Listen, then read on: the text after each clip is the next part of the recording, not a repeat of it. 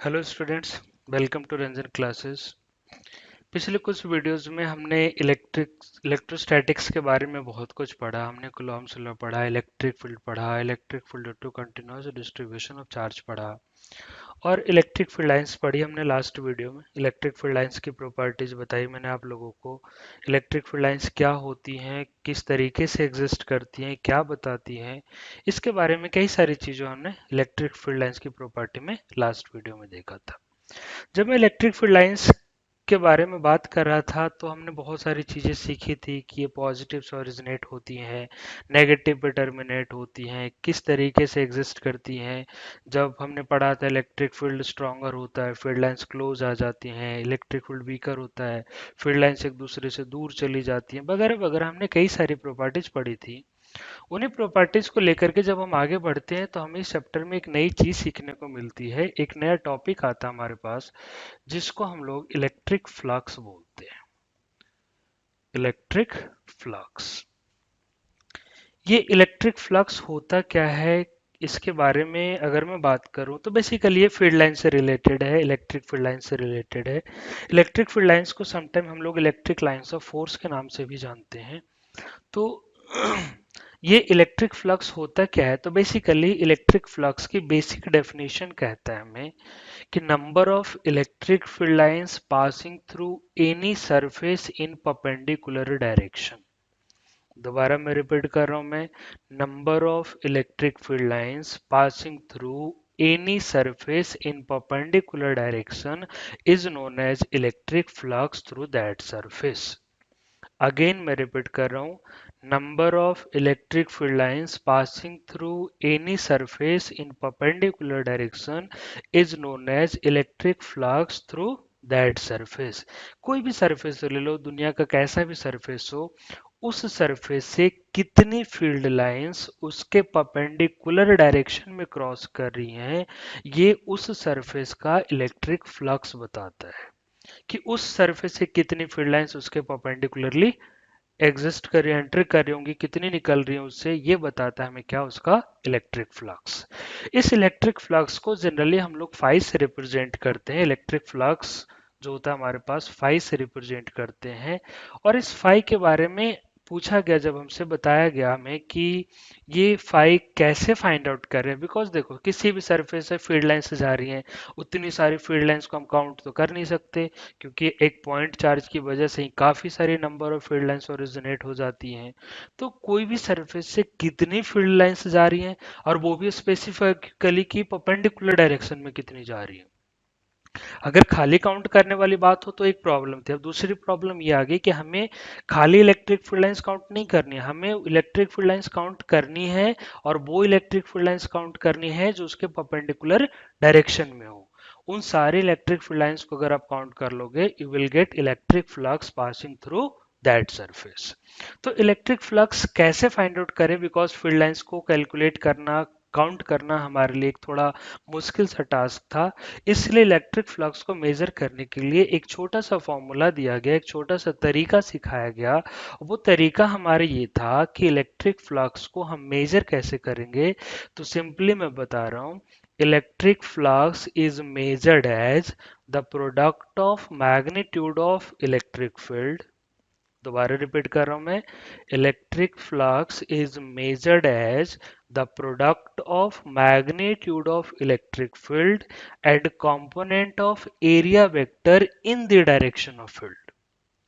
फिर से रिपीट कर रहा हूं मैं, electric flux is measured as the product of magnitude of electric field and component of area vector in the direction of electric field. समझ आ गई बात, क्लियर है? कैसे मेजर करेंगे इलेक्ट्रिक फ्लक्स को? इलेक्ट्रिक फील्ड का मैग्नीट्यूड इनटू एरिया वेक्टर का वो कंपोनेंट जो इलेक्ट्रिक फील्ड की डायरेक्शन में लाई करता है। अब बात आती है कि ये एरिया वेक्टर के डायरेक्शन हम कैसे फाइंड आउट करेंगे। एरिया वेक्टर क्या होता है, एरिया वेक्टर हम कैसे कैलकुलेट करेंगे?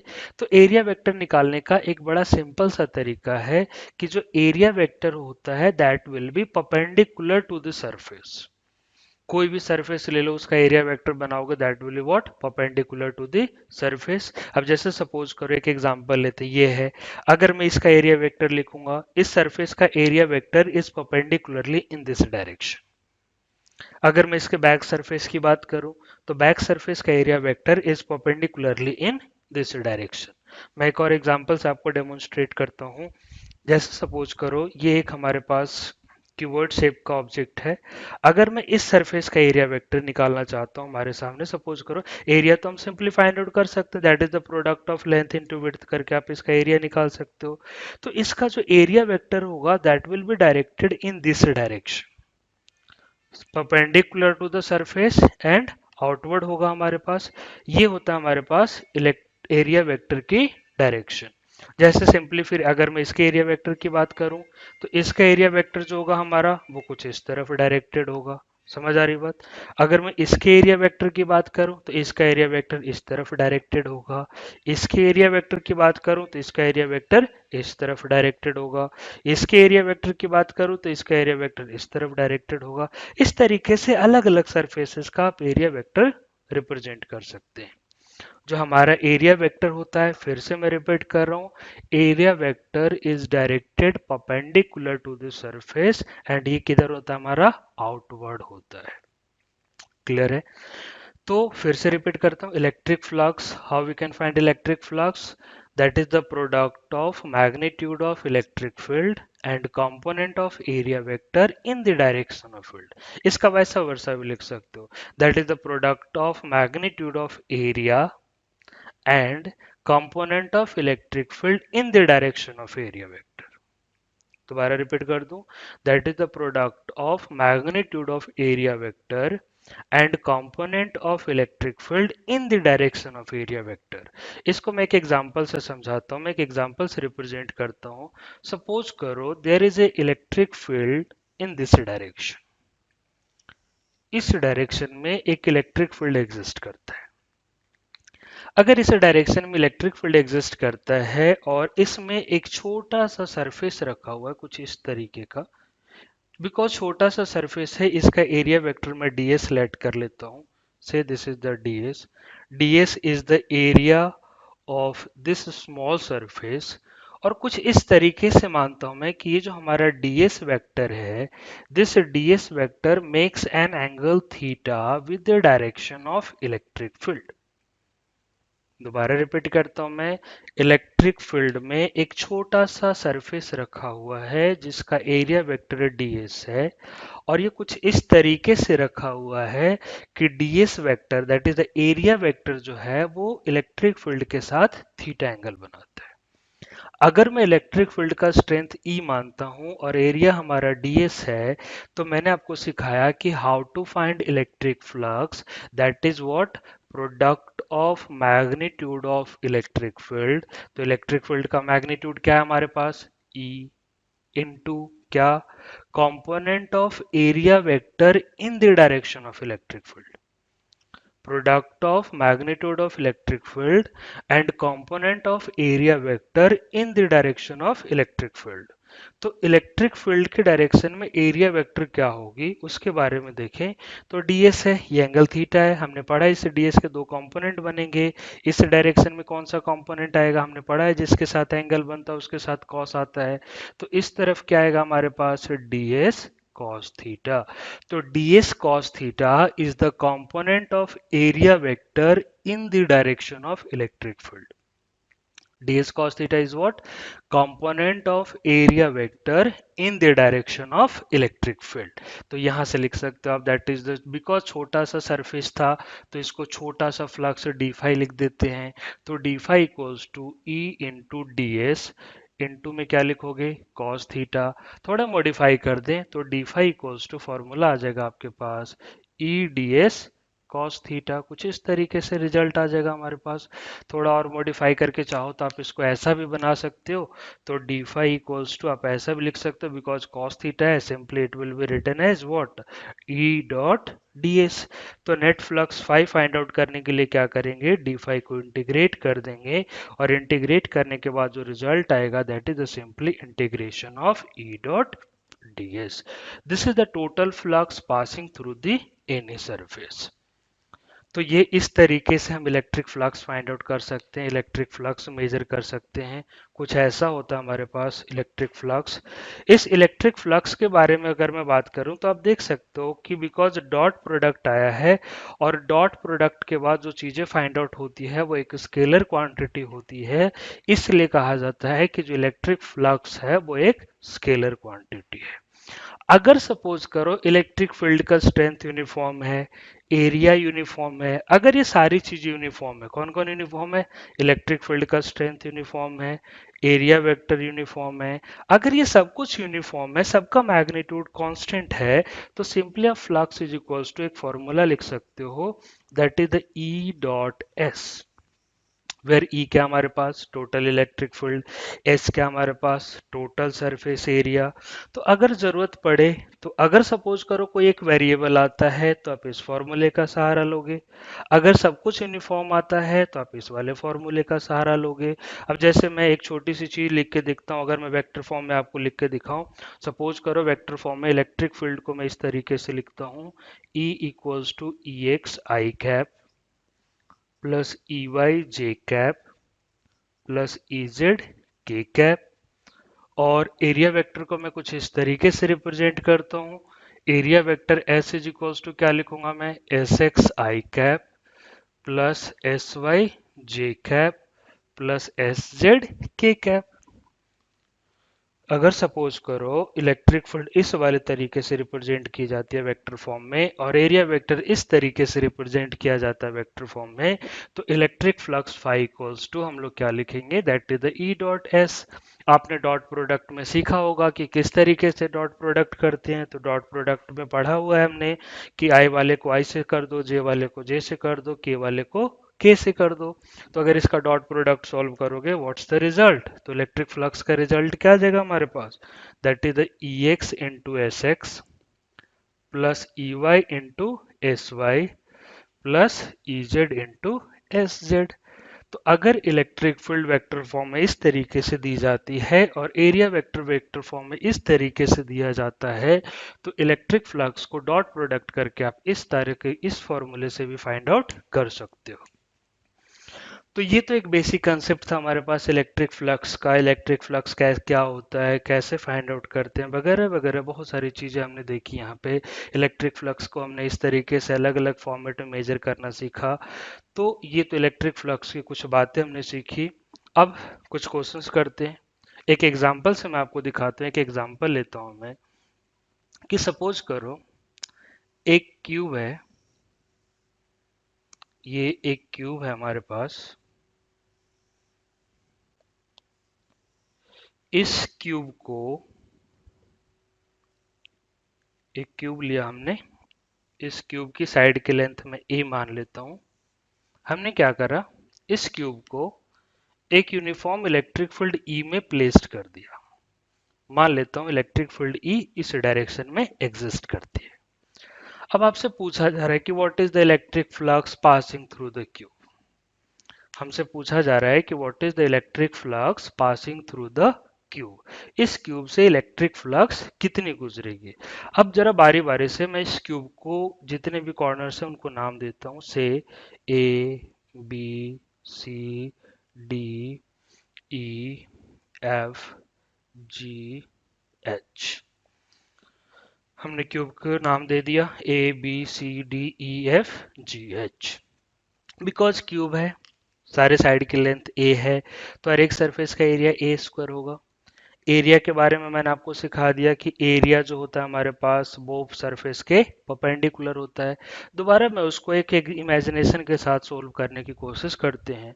ये बिकॉज ये क्यूवर्ड दिख रहा है, बट इमेजिन कर लेते हैं एक क्यूब है, ये क्यूब ऐसे रखा हुआ है, जो मैंने ये मार्कर रखा, this is the direction of electric field, इस डायरेक्शन में ये इलेक्ट्रिक फील्ड के डायरेक्शन है, ये क्यूब रखा हुआ है। आपसे पूछा जा रहा है कि what is the electric flux through the cube. Flux dot product है, हमने सीखा है स्केलर क्वांटिटी है। अगर स्केलर क्वांटिटी है तो फ्लक्स निकालने का बड़ा सिंपल सा फंड है, बहुत सिंपल सा तरीका है। क्या करना आपने, हर एक सरफेस का फ्लक्स निकालो और एल्जेब्रिकली जोड़ दो। क्या करेंगे, हर एक सरफेस का फ्लक्स निकालो और एल्जेब्रिकली जोड़ दो। एल्जेब्रिकली जोड़ने का मतलब ये होता है कि जो प्लस है उसको प्लस रहने दो, जो माइनस है उसको माइनस रहने दो।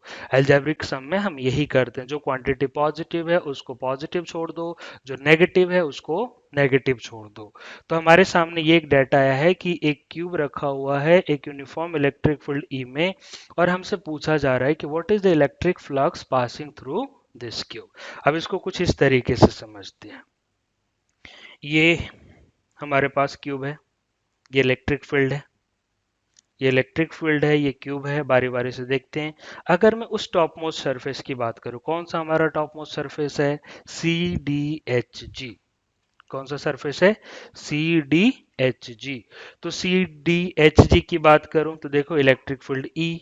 अगर इसका एरिया वेक्टर ड्रॉ करोगे, area vector is perpendicularly upward. Is that clear? C D H G की बात करूं तो क्या लिखेंगे? इसका एरिया वेक्टर परपेंडिकुलरली अपवर्ड होगा और इलेक्ट्रिक फील्ड इस डायरेक्शन में डायरेक्टेड है। तो बताओ इलेक्ट्रिक फील्ड और एरिया वेक्टर के बीच का एंगल कितना बन रहा है? That is the 90 degree. समझ आ गई बात? इस तरफ इलेक्ट्रिक फील्ड, ऊपर की तरफ एरिया वेक्टर, तो इनके बीच का एंगल क्या बन गया हमारा? 90 डिग्री बन गया। तो फ्लक्स थ्रू द कौन सा सरफेस लिख रहे हैं हम लोग? Flux, that is what? C D H G. That is equals to electric field का strength is E, area side length A है तो ऊपर स्क्वायर बन रहा होगा, एरिया इज ए स्क्वायर, साथ में आता है cos theta, but theta is what? 90 degree. हमने पढ़ा है कॉस 90 की वैल्यू कितनी? तो जीरो। तो flux through C D H G क्या आ जाएगा हमारे पास? जीरो। समझ आ गई बात? हमने टॉप मोस्ट सरफेस से फ्लक्स निकाल लिया। सिमिलरली बॉटमोस्ट सरफेस की बात करते हैं। बॉटमोस्ट सरफेस है A B E F. Bottommost surface कौन सा है? A B E F. तो ए बी ई एफ की बात करो, इलेक्ट्रिक फील्ड इधर, एरिया वेक्टर नीचे। बताओ कितना एंगल होना चाहिए? इलेक्ट्रिक फील्ड इधर, एरिया वेक्टर नीचे। तो इलेक्ट्रिक फील्ड और एरिया वेक्टर के बीच का एंगल बताओ? 90 डिग्री। गुड। समझ आ गई बात? कितना एंगल है इनके बीच का? 90 डिग्री एंगल है। तो flux through the A B E F बताओ, flux through the A B E F क्या लिखना चाहिए हमें? बताओ। That is what? Electric field into area A square. Again यहाँ पे क्या आएगा? cos 90, that results in what? Zero. Similarly आप 6 फेसेस से निकाल सकते हो, मैंने 2 से लिखा, बाकी देख लेते हैं, बाकी चेक कर लेते हैं क्या होगा। तो flux through the A B E F आ गया हमारे पास। अब हमारे पास नेक्स्ट सरफेस कौन सा बनता है? नेक्स्ट सरफेस की बात कर लेते हैं। हमने 2 का देख लिया। फ्रंट फेस की बात करो। फ्रंट फेस कौन सा है? ए डी जी एच। ये फ्रंट फेस है। ए डी जी एच की बात करोगे तो ए डी जी एच का एरिया वेक्टर इस डायरेक्शन में डायरेक्टेड होगा। इस सरफेस का एरिया वेक्टर इस डायरेक्शन में डायरेक्टेड होगा। इलेक्ट्रिक फील्ड इस तरफ है। बताओ एरिया वेक्टर और इलेक्ट्रिक फील्ड के बीच का एंगल कितना? 90 डिग्री। तो फिर से जरा फ्लक्स लिखते हैं। किसे फ्लक्स लिखने जा रहे हैं? तो फ्लक्स थ्रू कौन सा हमारे पास? A D G F. That is A D G F. बताओ बच्चों कितनी होनी चाहिए? That is the E into A square into cos 90। बोले तो क्या? जीरो। फ्रंट सरफेस से निकाल लिया। बैक सरफेस की बात करें, कौन सा हमारा बैक सरफेस? समझ आ गया होगा सबको, that is B C H E. कौन सा है back surface? B C H E. बताओ इससे फ्लक्स क्या लिखोगे? फिर से डेमोन्स्ट्रेट करके देखते हैं। इसका एरिया वेक्टर बैकवर्ड इस डायरेक्शन में होगा, इलेक्ट्रिक फील्ड इधर है, एरिया वेक्टर इलेक्ट्रिक फील्ड के बीच का एंगल कितना? 90 डिग्री। तो flux through B C H E is what? That is again फिर से लिखेंगे E into A square into cos 90। बोले तो फिर से क्या आएगा? ये जीरो। समझ आ गई बात सबको? कोई दिक्कत वाली बात नहीं है। अब हमने क्या देखा कि इस क्यूब के पास जो 6 सरफेसेस थे, 6 में से 4 सरफेसेस का इलेक्ट्रिक फ्लक्स क्या हो गया? जीरो। इलेक्ट्रिक फ्लक्स जीरो क्यों हुआ? क्योंकि जो 4 सरफेसेस हैं वो जो उनका एरिया वेक्टर है वो इलेक्ट्रिक फील्ड के साथ 90 डिग्री का एंगल बनाता है। जो 4 सरफेसेस थे उनका एरिया वेक्टर इलेक्ट्रिक फील्ड के साथ कितना एंगल बनाता है? 90 डिग्री एंगल बनाता है। दैट्स वाई उन चारों सरफेस का इलेक्ट्रिक फ्लक्स क्या है हमारा? जीरो। अब बच गए दो सरफेस, एक ये वाला और एक ये वाला। इस वाले सरफेस की बात करूं, ये वाला सरफेस कौन है हमारे पास, ई एफ जी एच। तो flux through E F G H लिख रहा हूं, ई एफ जी एच। बताओ बच्चों क्या होना चाहिए, ई एफ जी एच फिर से स्क्वायर है, area A square, area vector in this direction. क्या होगा area vector in this direction. Area vector और इलेक्ट्रिक फील्ड के बीच का एंगल कितना, 90 की जीरो, 0 डिग्री, क्योंकि दोनों क्या है, एक ही डायरेक्शन में है। तो इलेक्ट्रिक फील्ड और एरिया वेक्टर के बीच का एंगल कितना आ गया, 0 डिग्री आ गया, बिकॉज दोनों एक ही डायरेक्शन में थे। तो क्या लिखोगे, E into A square into cos zero. Cos zero की वैल्यू कितनी, 1। It implies what, E into A square. This is the flux through E F G H. Clear है। अब एक और सरफेस कौन सा बच रहा है हमारे पास, that is the A B C D. इस सरफेस की बात करते हैं। तो इस सरफेस का एरिया वेक्टर इस तरफ, इलेक्ट्रिक फील्ड उस तरफ। एरिया वेक्टर और इलेक्ट्रिक फील्ड के बीच का एंगल कितना, 0 की 90 की 180, 180। 180 is the angle between this area vector and electric field. तो हमारे पास flux through A B C D क्या मिलेगा, that is the E into A square into cos 180। Cos 180 की वैल्यू कितनी, -1। That results in what, minus का E A square. तो हमारे पास एक क्यूब था, उस क्यूब को हमने एक यूनिफॉर्म इलेक्ट्रिक फील्ड में रखा था, और उस यूनिफॉर्म इलेक्ट्रिक फील्ड में हमने क्या करा, उसका फ्लक्स निकाला। तो क्यूब का फ्लक्स फाइंड आउट करने के लिए हमने क्या करा, उस क्यूब के 6 सरफेसेस से फ्लक्स निकाल लिया। और 6 सरफेसेस से फ्लक्स हमारे पास 6 में से 4 से क्या आ गया, 0। एक से कितना आया, ई स्क्वायर, दूसरे से कितना आया, माइनस ई स्क्वायर। तो टोटल फ्लक्स फाइंड आउट करने के लिए क्या करोगे, जो फ्लक्स आए हैं इन सारे फ्लक्स को एल्जेब्रिकली जोड़ दोगे। एल्जेब्रिकली जोड़ने का मीनिंग मैंने पहले भी सिखाया था, कि जो प्लस में आया उसको प्लस रहने देंगे, जो माइनस में आया उसको माइनस रहने देंगे, और एज इट इज क्या करेंगे, हम उसको ऐड कर देंगे। तो टोटल फ्लक्स निकालने के लिए फ्लक्स थ्रू द क्यूब की बात करूं, तो क्या लिखेंगे, this plus this plus this plus this plus this, चार तो जीरो ही हो गए, ये प्लस का ई स्क्वायर आ गया, ये माइनस का ई स्क्वायर आ गया। तो फ्लक्स क्या लिखोगे, 0 + 0 + 0 + 0 plus E A square minus E A square, that results in what, 0। तो total flux passing through the cube equals to 0। तो जब कभी भी किसी क्यूब को जिसके साइड की लेंथ a है, अगर आप उसको एक यूनिफॉर्म इलेक्ट्रिक फील्ड में रखोगे, then the total flux passing through the cube is what, 0। समझ आ गई बात।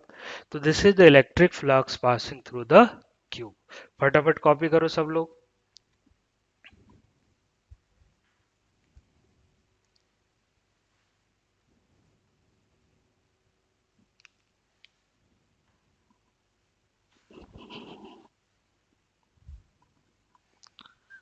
स्क्रीन पॉज करो और कॉपी कर लो। आई होप सबने कॉपी कर लिया होगा। अब एक क्वेश्चन लिखो, नेक्स्ट क्वेश्चन लिखते हैं। लिखो,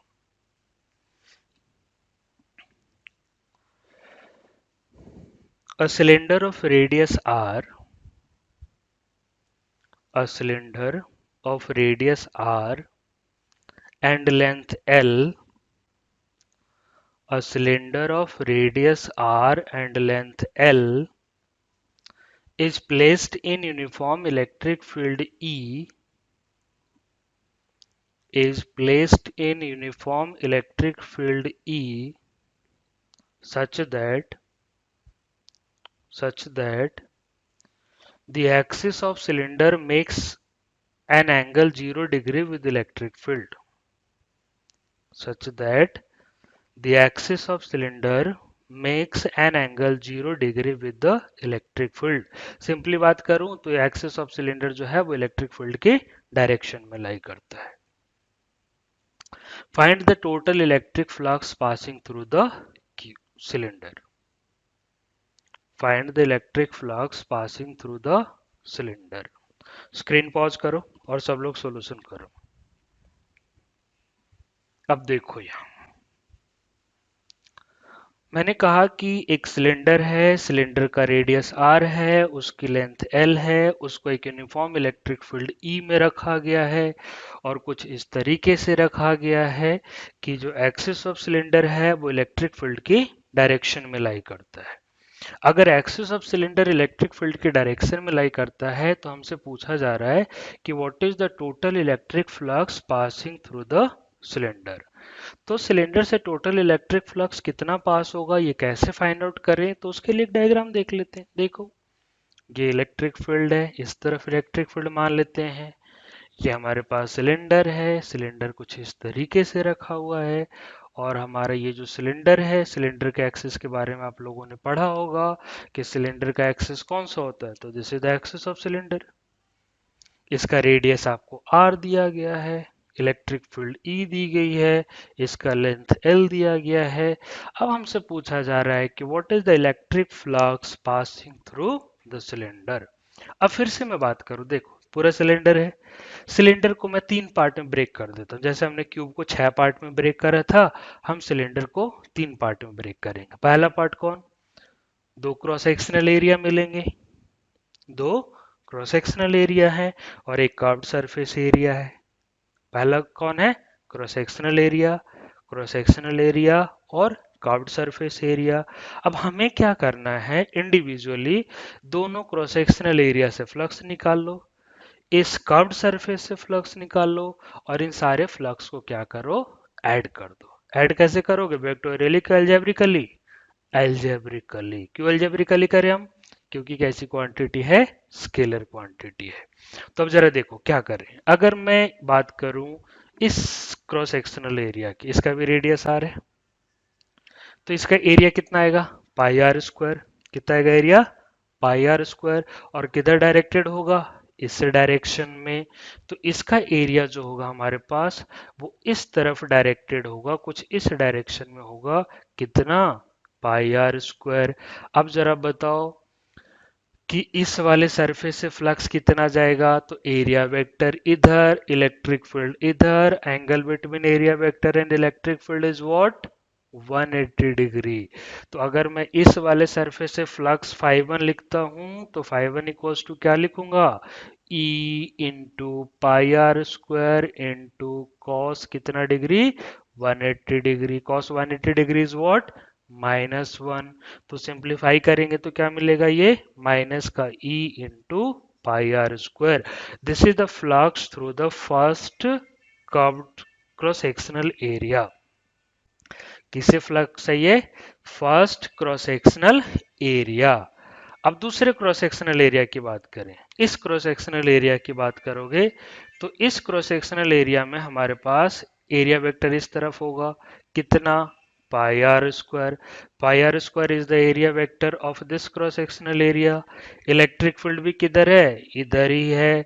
तो बताओ इलेक्ट्रिक फील्ड और एरिया वेक्टर के बीच का एंगल कितना, 0 डिग्री। इलेक्ट्रिक फील्ड और एरिया वेक्टर के बीच का एंगल क्या आया, 0 डिग्री। तो बताओ इसका फ्लक्स φ2 क्या लिखोगे, तो φ2 इक्वल्स टू क्या लिखेंगे, बताओ जरा फटाफट सब लोग, क्या लिखोगे, E into pi are square into cos 0 degree. थोड़ा सिंप्लीफाई करें तो E इंटू क्या आ जाएगा हमारे पास, पाई आर स्क्वायर, कॉस 0 की वैल्यू कितनी, 1। तो flux through the second cross sectional area is what, E into pi are square. समझ आ गई बात। अब कर्व्ड सरफेस एरिया की बात करते हैं, तो कर्व्ड सरफेस एरिया से क्या फ्लक्स जाएगा, तो कर्व्ड सरफेस एरिया ड्रॉ करो जरा, देखो कर्व्ड सरफेस पे एक छोटा सा एरिया लेते हैं यहाँ पे ds। ds की बात करूं तो परपेंडिकुलरली आउटवर्ड इस डायरेक्शन में, दिस इज द ds। खुद सोच के देखो, अगर ये सिलेंडर है, इस तरफ इलेक्ट्रिक फील्ड है, इसका एरिया वेक्टर यहाँ, इसका एरिया वेक्टर यहाँ, इसका एरिया वेक्टर यहाँ, इसका एरिया वेक्टर यहाँ, इसका एरिया वेक्टर यहाँ। हर हाल में आप एक चीज देखोगे कि कहीं पे भी आप एरिया वेक्टर लिखो, that area vector makes an angle 90 degree with the electric field. क्या करता है वो एरिया वेक्टर? इलेक्ट्रिक फील्ड के साथ 90 डिग्री का एंगल फॉर्म करता है। तो flux through the curved surface area phi 3 अगर मैं लिखूं, दैट इज व्हाट, इंटीग्रेट करना पड़ेगा क्योंकि अलग अलग जगह पे है। तो integration of E into DS into क्या जगह हमारे पास, कॉस 90। कॉस 90 की वैल्यू कितनी, जीरो। तो फाई 3 क्या आ गया हमारे पास, जीरो। तो this is the flux through the curved surface area. तो total flux through the cylinder निकालने के लिए क्या करेंगे, तीनों फ्लक्स को जोड़ दो। तो flux through the cylinder, total flux की अगर मैं बात करूं, तो total flux equals to what, minus का E pi are square plus का पाई आर स्क्वायर प्लस का जीरो, बोले तो what, zero. This is the total flux. तो जब कभी भी किसी भी सिलेंडर को यूनिफॉर्म इलेक्ट्रिक फील्ड में रख दोगे सच दैट इलेक्ट्रिक फील्ड जो है वो एक्सिस ऑफ सिलेंडर के अलोंग लाई करती होगी, तो ऐसे केस में total flux passing through the cylinder is what, zero. कैसे किया हमने, तीन पार्ट में ब्रेक कर दिया, दो क्रॉस सेक्शनल एरिया हो गया, एक कर्व्ड सरफेस एरिया हो गया। क्रॉस सेक्शनल एरिया का फ्लक्स अलग लिख दिया, कर्व्ड सरफेस एरिया का फ्लक्स अलग लिख दिया, और सबको क्या करा, ऐड कर दिया। कॉपी करो सब लोग फटाफट जिसका नहीं हुआ था, जल्दी से कॉपी करो सब लोग।